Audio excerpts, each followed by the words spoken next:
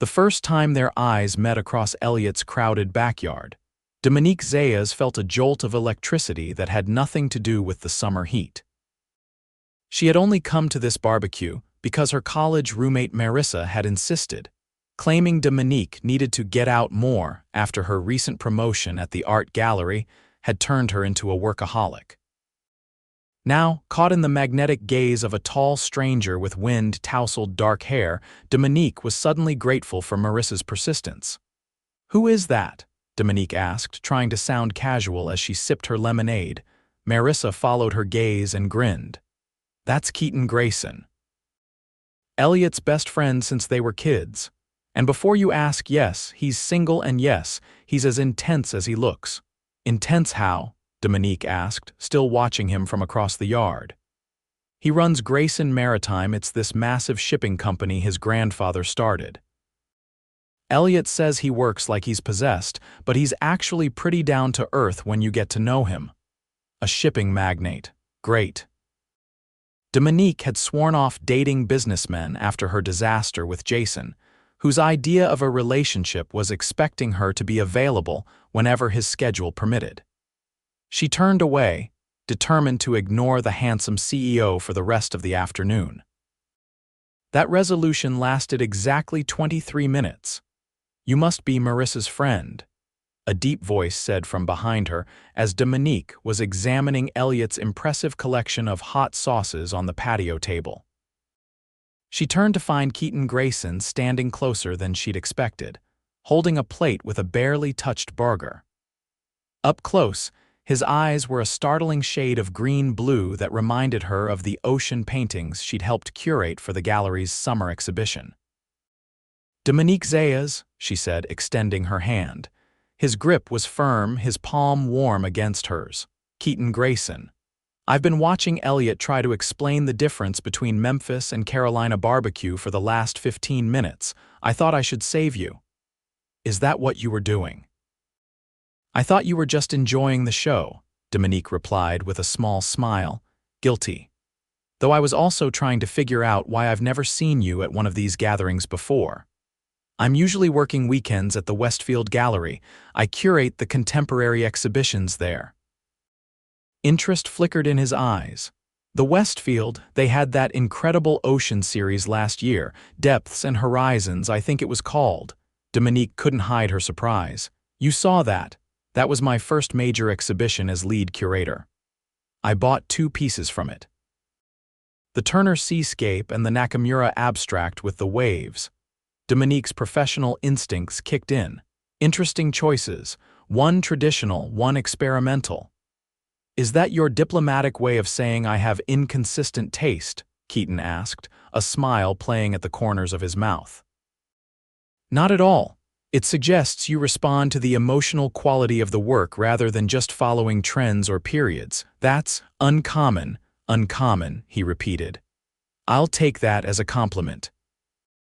Their conversation flowed easily after that, moving from art to travel, to Dominique's childhood in Arizona, far from the ocean that fascinated her, to Keaton's upbringing in a family obsessed with ships and sailing.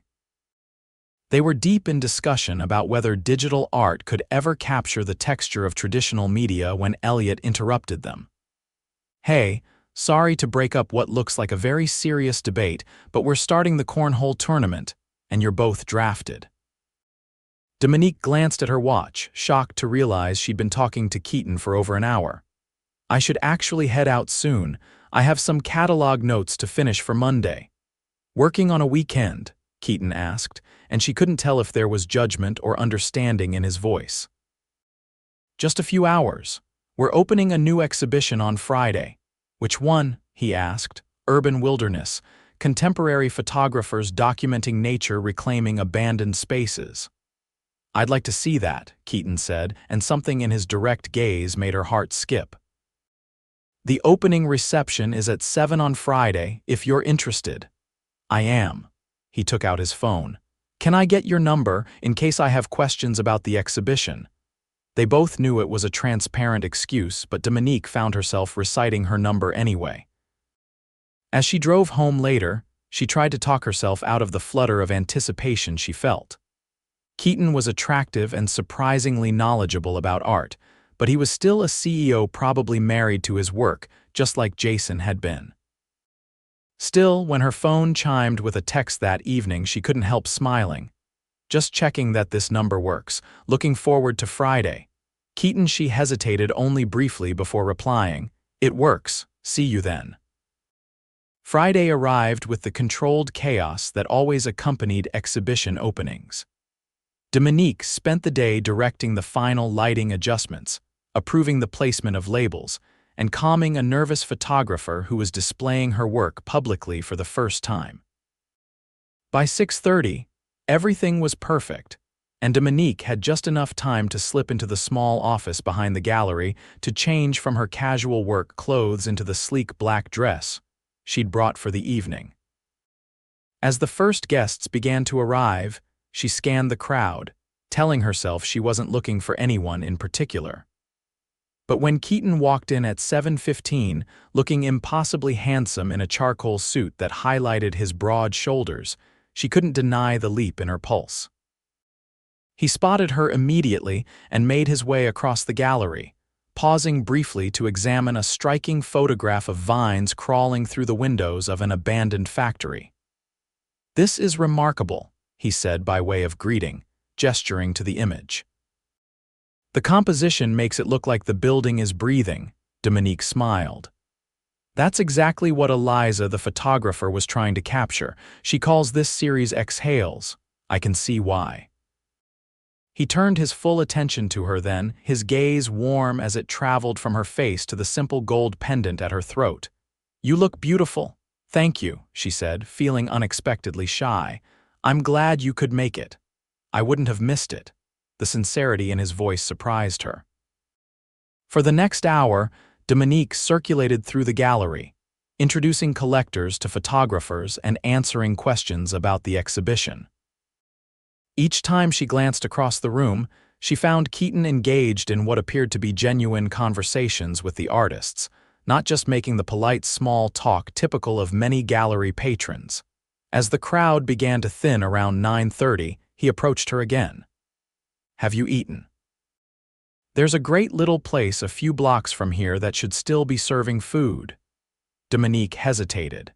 She'd been planning to stay until the last guest left, then help the staff with some minimal cleanup. You should probably eat," he finished for her, his tone gently persuasive. "The exhibition is a success. Everyone's impressed, especially with the curator who put it all together." Her resistance crumbled. "Let me just check in with Vivian to make sure everything's covered." 20 minutes later, they were seated in a cozy Italian restaurant that Dominique had walked past dozens of times but never entered. The owner greeted Keaton by name and led them to a quiet corner table. "Regular?" she asked as they settled into their seats. "I come here when I'm working late." "My office is just up the street." He looked slightly embarrassed. "The food's amazing, and they don't mind if I spread financial reports all over the table." "So you really are the workaholic Elliot described." "Guilty," Keaton admitted, "though I'm trying to be better about it." He paused, studying her face. "What about you? Working on a Saturday to finish catalog notes sounds familiar." "That's different," Dominique protested. "We had a deadline. And I'm sure it was the first time you've ever worked on a weekend." His teasing smile took any sting from the words. They ordered pasta and a bottle of Chianti, and as they waited for their food, Keaton told her about taking over Grayson Maritime from his father 5 years earlier. "It wasn't exactly what I'd planned for my life," he confessed. "I studied marine biology in college. I wanted to research ocean conservation. What changed? My dad had a heart attack. Minor, but it scared him enough to want to retire early. My older brother was supposed to be the one to take over, but he'd already established his medical practice in California and didn't want to move back east." Keaton shrugged. "So I stepped in thinking it would be temporary. 5 years later, here I am." "Do you regret it?" Dominique asked, genuinely curious. Keaton considered the question thoughtfully. "Not regret exactly. I've managed to steer the company in a more environmentally conscious direction. We're one of the first shipping companies to commit to carbon neutrality by 2030. That's impressive.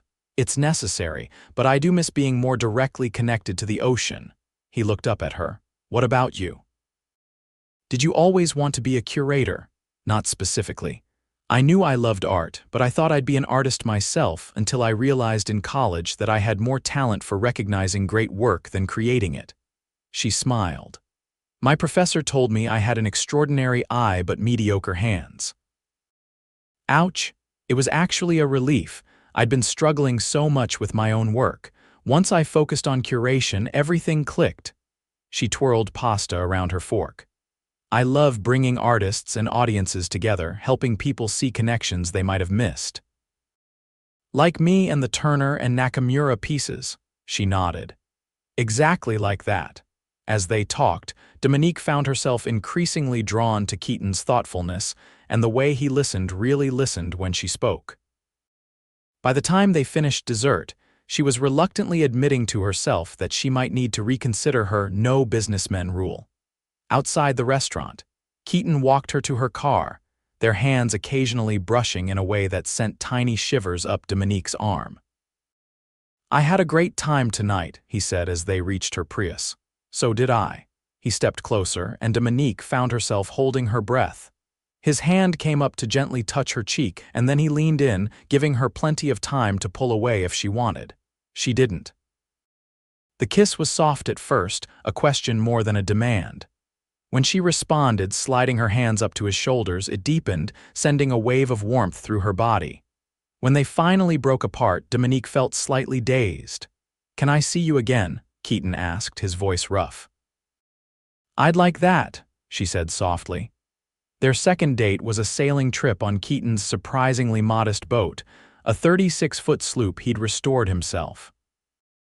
Their third was a quiet dinner at his apartment, where Dominique discovered the Turner and Nakamura paintings displayed in places of honor in his living room.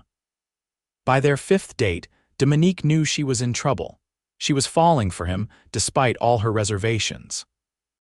But as September approached, bringing with it the gallery's busiest season, Dominique began to see signs of the work-life imbalance she'd feared. Keaton canceled dinner at the last minute because of a crisis with a shipment in Singapore. She had to reschedule their weekend plans when an artist backed out of an exhibition, and she needed to find a replacement quickly. The breaking point came on a rainy Tuesday evening in mid-September. They'd planned to meet at an advanced screening of a documentary about urban architecture, but halfway there, Dominique received a text. "Can't make it tonight. Emergency board meeting called. We'll make it up to you." Disappointment settled in her stomach like a stone. She considered going to the screening alone, but found she'd lost interest without Keaton there to discuss it with afterward. Instead, she turned her car around and headed back to her apartment, trying to ignore the sense of déjà vu. It was Jason all over again. For 3 days, she didn't return Keaton's calls or texts. She buried herself in work, staying late at the gallery each night, telling herself it was better to end things now before she got in any deeper. On Friday afternoon, as she was reviewing applications for the gallery's winter residency program, the receptionist called to tell her there was a delivery.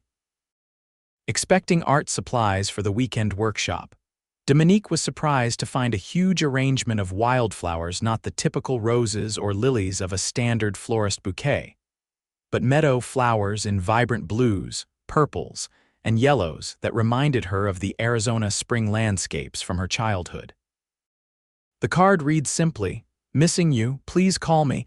She stared at the flowers for a long time before finally picking up her phone. "I'm sorry," Keaton said immediately when he answered. "I should have called instead of texting, and I should have explained better." "It's not just that," Dominique said, settling into her office chair. "I've been down this road before, Keaton. The last-minute cancellations, the emergency meetings, the I'll make it up to you promises that never quite materialize because there's always another crisis." "I know," he said quietly, "and you're right to be wary. But Dominique, the board meeting was about something important, something I want to show you if you'll give me a chance." She hesitated. "What kind of something? Can I pick you up tomorrow morning, around 9, dress casually?" Curiosity won out over caution. Okay. The next morning, Keaton arrived in a Jeep rather than his usual sedan, looking relaxed in jeans and a light sweater. He drove them north along the coast for almost an hour before turning down a narrow road that led to what appeared to be an abandoned industrial site. "What is this place?" Dominique asked as they parked in front of a massive warehouse with peeling paint and boarded windows. "It used to be a cannery back when this was a major fishing port. It's been empty for decades." Keaton looked at her with an expression she couldn't quite read, but not for much longer. He led her inside where the contrast with the exterior couldn't have been more dramatic. The interior had been partially renovated, with new windows letting in streams of natural light that illuminated the vast space. Construction materials and architectural plans were scattered around, and a small team of people were gathered near what looked like a large model in the center of the floor. Keaton. A woman with silver-streaked black hair waved them over. Perfect timing. "We were just finalizing the layout for the East Wing." As they approached, Dominique could see that the model represented the building they were standing in, but transformed. One section was clearly designed as exhibition spaces, while another featured classrooms and studios. A large central area was labeled Community Hall. "What is all this?" Dominique asked, looking between Keaton and the model. "This," he said, "is what the board meeting was about. Grayson Maritime Foundation is converting this building into an arts and environmental education center." He gestured toward the model. "Gallery spaces for exhibitions, studios for artists in residence, classrooms for workshops and lectures, and community gathering spaces." Dominique stared at him.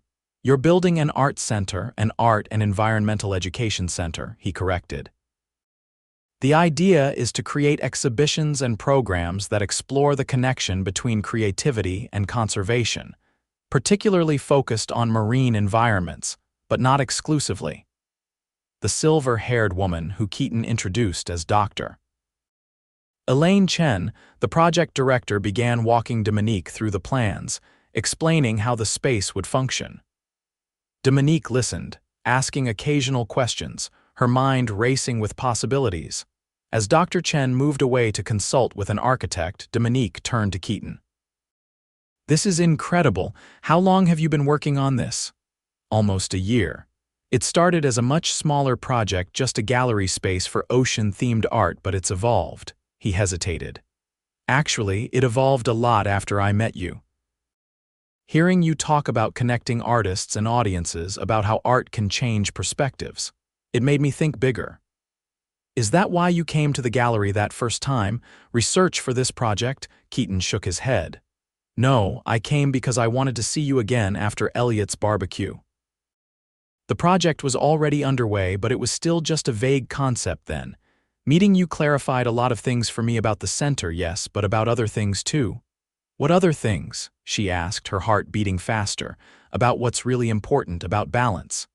He took her hand. "Dominique, I canceled our date Tuesday night because the board was voting on the final funding for this project. I couldn't tell you because we were still under confidentiality restrictions until the vote went through. But I hated disappointing you, and I realized that no matter how important this project is to me, it's not more important than you." Dominique felt tears prick at her eyes. "Keaton, I'm not saying I'll never have to cancel plans again. My job is demanding, and so is yours. But I promise I will always be honest with you about why, and I will always make sure you know that you matter more to me than any meeting or project or crisis." "You matter to me too," she said softly. "That's why I was so hurt, because I care about you so much." He pulled her into his arms then, holding her close against his chest where she could hear the steady beat of his heart. "I'm falling in love with you, Dominique Zayas," he whispered against her hair, "and that terrifies me and thrills me in equal measure." She leaned back to look up at him, seeing vulnerability and hope in his eyes. "I'm falling in love with you too." The kiss they shared then felt like a promise, witnessed only by the sun streaming through the new windows and the ghost of the building's past life. Over the next few months, Dominique found herself increasingly involved in the Arts Center project. She introduced Keaton to artists and educators who might contribute to the center's mission, and he brought her to meetings with environmental scientists and conservation experts who could inform the educational programming. Their relationship deepened as they worked side by side. Dominique discovered that Keaton's intensity, which she'd initially feared would make him as work-obsessed as her ex, was actually directed toward everything he cared about, including her. When they were together, he was fully present, whether they were discussing exhibition ideas for the center or simply cooking dinner in his apartment.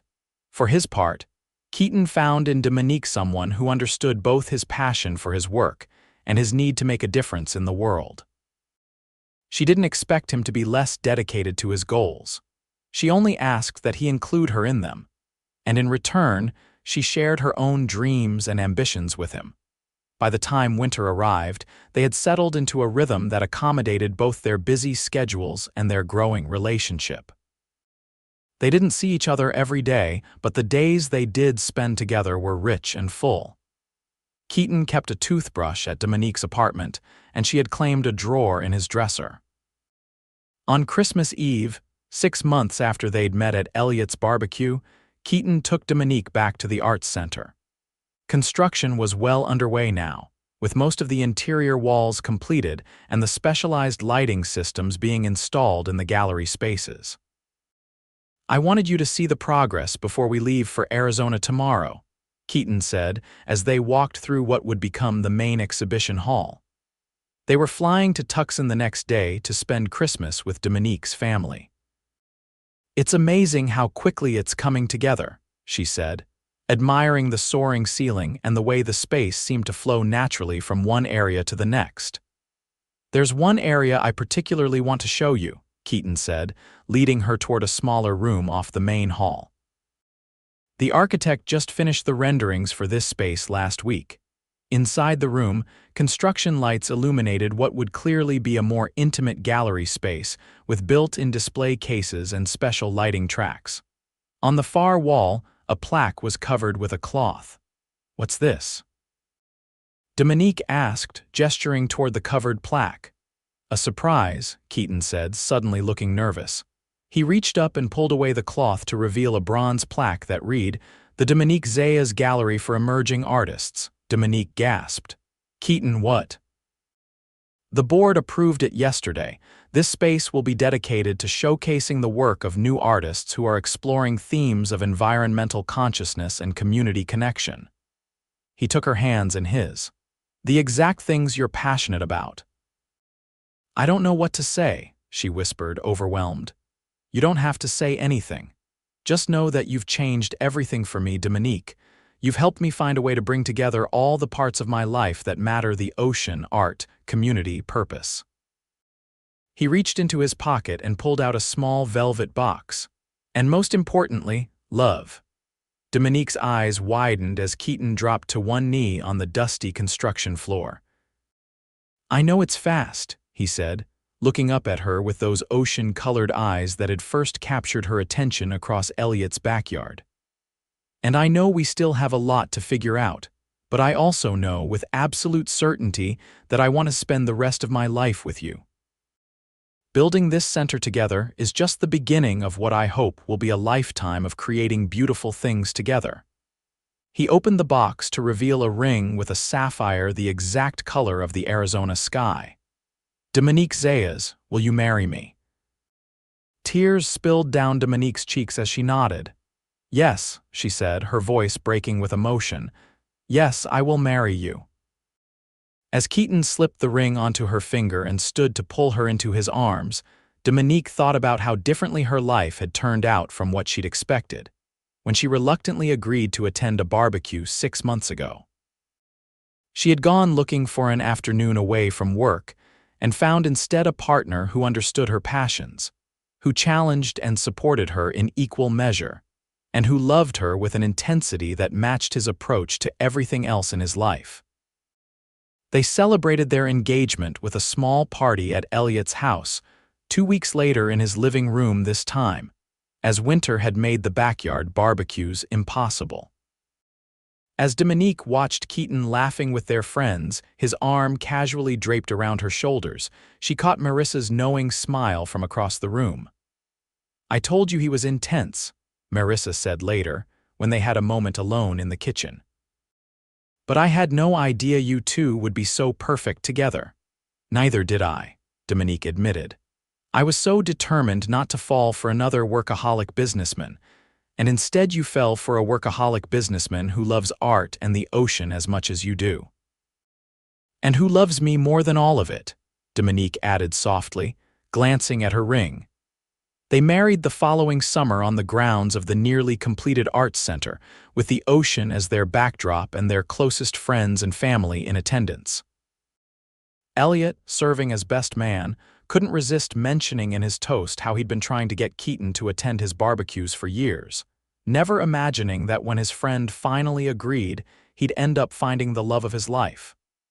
"To Keaton and Dominique," Elliot concluded, raising his glass. "Proof that sometimes the best things in life happen when you're just trying to avoid getting lectured about the difference between Memphis and Carolina barbecue." As everyone laughed and clinked glasses, Keaton leaned close to Dominique. "Thank you for coming to that barbecue," he whispered in her ear. "Thank you for making sure I didn't leave early," she replied, smiling up at the man who had become not just her husband but her partner in every sense of the word. The Grayson Center for Arts and Environmental Education opened that fall to critical acclaim, with Dominique serving as artistic director while maintaining her position at the Westfield Gallery. Keaton continued to run Grayson Maritime, but with a new focus on sustainability and a more balanced approach to his work schedule.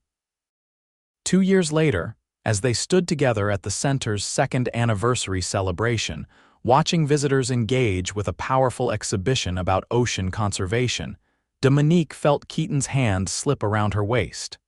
"Happy?" he asked, his eyes reflecting the blue lights of the installation before them. Dominique leaned into him, thinking of the news she'd confirmed just that morning but hadn't yet shared that in about 7 months, their family of 2 would become 3. "Incredibly happy," she said, turning to kiss him softly. "And it's only getting better."